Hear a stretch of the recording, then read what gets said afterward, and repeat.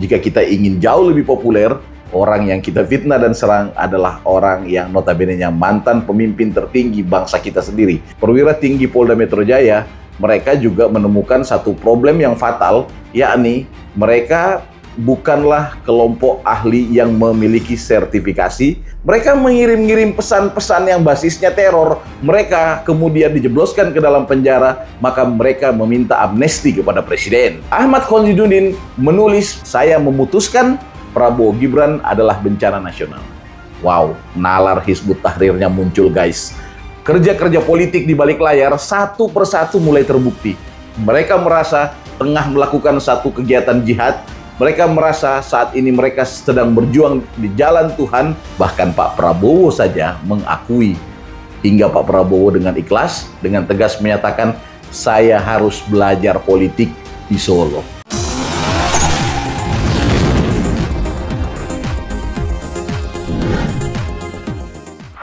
Assalamualaikum warahmatullahi wabarakatuh. Salam sejahtera buat kita semua. Shalom. Om Swastiastu, Om Santi Santi Om, Namo Buddhaya, Rahayu Rahayu. Salam kebajikan. Syadu, syadu, syadu. Kalian ngumpul lagi di sini. Kita ketemu lagi di parkiran Om Kindi Gemoy. Parkiran paradigma kiblat kebenaran. Di parkiran Om Kindi Gemoy kita bisa berbagi cerita seperti biasa. Kalian punya kreasi, kalian punya kesempatan untuk berekspresi, atau punya kritik, punya saran untuk ditulis di kolom komentar. Tapi jangan lupa like, subscribe, and share. Ya, untuk menumbuh kembangkan channel YouTube ini agar kita bisa mengajak serta teman-teman yang masih waras, yang masih optimis dan yakin untuk melihat Indonesia dan menatap Indonesia lebih baik di masa-masa yang akan datang. Guys, tentu kita semua pengen jadi orang terkenal. Siapapun kita pernah terobsesi untuk pengen dikenal orang, pengen diketahui orang. Sehingga hampir semua kita kemudian bercita-cita agar bisa tenar. Tapi kan tidak semua kita kemudian untuk mencapai puncak ketenaran, untuk mencapai puncak popularitas, kita rela untuk menzolimi orang. Kita rela untuk memfitnah orang. Kita rela untuk menuduh orang. Bahkan tak tanggung-tanggung, jika kita ingin jauh lebih populer, orang yang kita fitnah dan serang adalah orang yang notabene-nya mantan pemimpin tertinggi bangsa kita sendiri, mantan presiden kita sendiri. Dan kalau kita mau melebarkan ketenaran kita bahkan terus-menerus mengecilkan, menuduh, dan merendahkan institusi-institusi, lembaga-lembaga negara, baik lembaga hukum, lembaga politik, lembaga keuangan, dan apapun itu yang kemudian sah secara konstitusional menjadi satu bangunan puzzle struktural berbangsa yang senantiasa mengayomi dan terus melaksanakan perjuangan mereka, terus melaksanakan upaya untuk melakukan penertiban terhadap seluruh kehidupan sosial masyarakat yang ada di Indonesia. Kita hari ini bisa melihat itu, di mana kebebasan berpendapat, ekspresi atas nama demokrasi, kemudian digunakan sebagai dalih untuk menyerang-nyerang orang, untuk seenaknya berekspresi, seenaknya kemudian berfantasi, lalu kemudian menuduh-nuduh, memfitnah, memframing dengan dalih penelitian, dengan dalih bahwa kita adalah kelompok akademisi yang kebetulan ahli di bidang kita. Ini tentu nista, seperti apa yang dilakukan oleh mereka, para kelompok yang mengaku para ahli. Ternyata hari ini guys, para teroris itu setelah kita mendengarkan apa yang disampaikan oleh salah satu perwira tinggi Polda Metro Jaya, mereka juga menemukan satu problem yang fatal, yakni mereka bukanlah kelompok ahli yang memiliki sertifikasi yang sah di mata hukum, yang bisa digunakan untuk melakukan penelitian, terutama penelitian berbasis dokumen, apalagi itu dokumen pribadi dalam bentuk ijazah.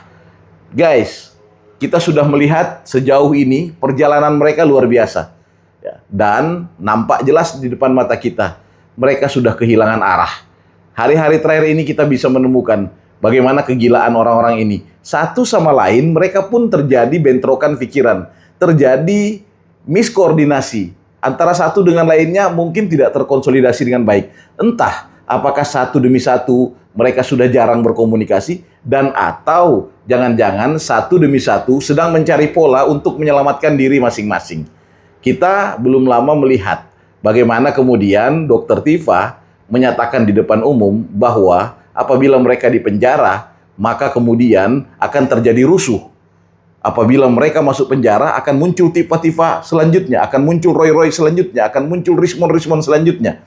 Mereka seperti memberi isyarat, memberi ancaman kepada negara. Tak sampai di situ, Refli Harun juga sempat dalam sebuah podcast mengatakan, apabila kemudian ini persidangan dan ternyata benar bahwa ini adalah problem ijazah palsu, maka itu sangat berdampak, bisa saja terjadi penjarahan, kerusuhan, ya, ketidakpercayaan publik terhadap negara, dan bahaya akan terjadi satu hal yang bisa berdampak pada pemerintahan Prabowo Gibran. Mereka mengirim-ngirim pesan-pesan yang basisnya teror, mungkin saja karena melihat dari hasil aksi bulan Agustus kemarin, demonstrasi mahasiswa yang juga terselip di sana kelompok-kelompok puritan, kelompok-kelompok organisasi yang dibubarkan, dan mereka kelompok-kelompok yang kalah di momentum pemilu bergabung menjadi satu, kemudian melakukan serangan kepada pemerintah pada waktu itu. Mungkin mahasiswa pada saat itu murni, tapi kita tidak tahu para penyusup yang kemudian datang ke situ, para penunggang kuda gelap yang bergabung dengan kelompok mahasiswa,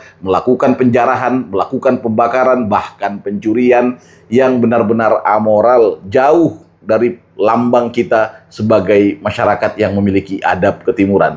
Mereka mencoba menabur-nabur teror. Tifa, begitupun juga dengan Rismon Sianipar, begitu juga dengan Refli Harun, yang seolah-olah mau menganalogikan bahwa ada kekuatan besar yang apabila mereka menjadi pesakitan, maka kekuatan ini akan turun dengan gelombang besar untuk menyerang. Akan tetapi teman-teman sekalian, guys, yang memalukan saat-saat ini adalah, yang menjadi kontraproduktif saat-saat ini adalah, justru Tifa beberapa hari lalu menyatakan bahwa apabila mereka kemudian dijebloskan ke dalam penjara, maka mereka meminta amnesti kepada presiden. Di satu sisi, Refli Harun juga terus-menerus mau mendorong agar kemudian problem ini tidak sampai kepada pemenjaraan terhadap para peneliti. Bahkan terjadi miskomunikasi, terjadi mispersepsi antara kejujuran Refli Harun ketika berbicara di Rakyat Bersuara. Beliau mengatakan bahwa melihat dengan langsung ijazah tersebut, dia menyatakan bahwa ada embossnya, ada watermarknya, tapi Roy Suryo seperti gelagapan dan kemudian mencoba memotong sahabatnya sendiri, Refli Harun, agar jangan bicara soal itu. Bahkan Roy Suryo menegaskan bahwa itu salah apa yang dilihat oleh Refli. Terjadi perbedaan pandang satu sama lain. Ya, terjadi misunderstanding dan mungkin juga miskoordinasi antara mereka, sehingga begitu memalukan sekali terlihat patologi di sana.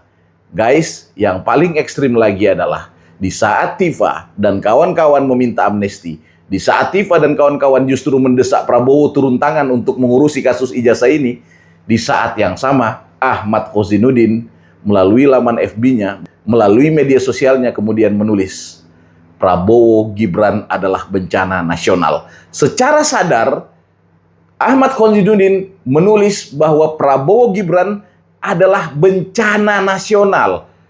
Bahkan sebelum menulis Prabowo Gibran adalah bencana nasional, dia menulis langsung, saya memutuskan Prabowo Gibran adalah bencana nasional.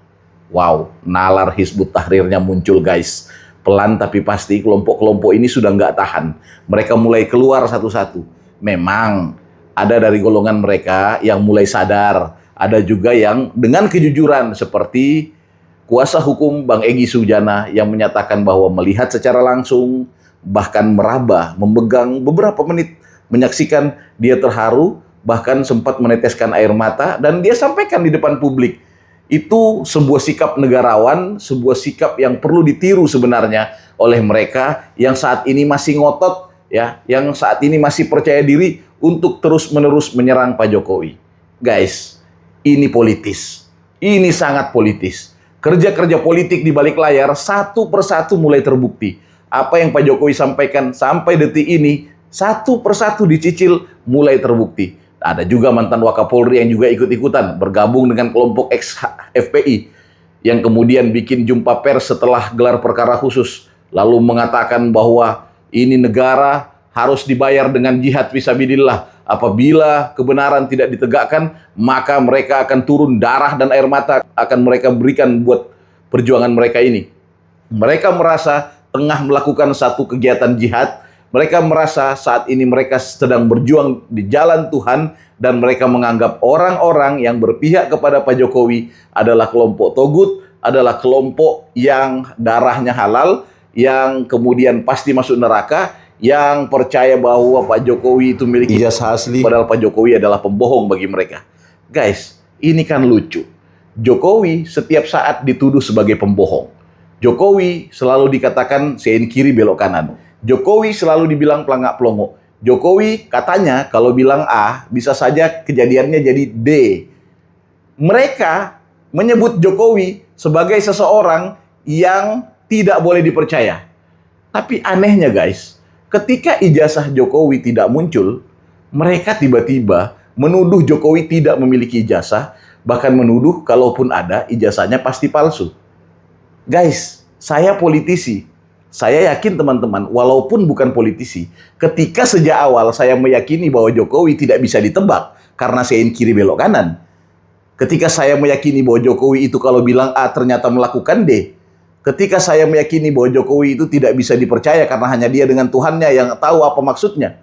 Maka sebenarnya saya tidak boleh serta-merta, saya tidak boleh buru-buru menuduh Jokowi memiliki ijazah palsu. Karena jangan-jangan ada ijazahnya dan asli. Harusnya Roy Suryo dan kawan-kawan meneliti sekaligus menganalisis ini sejak awal sebelum kemudian melakukan serangan terhadap Pak Jokowi. Dan benar saja, Jokowi adalah seseorang yang selalu memberi kejutan kepada kita. Dan Roy Suryo kemakan umpan, dan hari ini Roy Suryo dan kawan-kawan terjebak dalam sebuah skema, terjebak dalam sebuah permainan yang diatur oleh Pak Jokowi sebagai orang yang selama ini kita anggap sebagai raja percaturan politik. Bahkan Pak Prabowo saja mengakui, hingga Pak Prabowo dengan ikhlas, dengan tegas menyatakan, saya harus belajar politik di Solo. Guys, beri tanggapan Anda, tulis komentar sebanyak-banyaknya, dan kita akan bertemu lagi di parkiran Om Kindi nanti.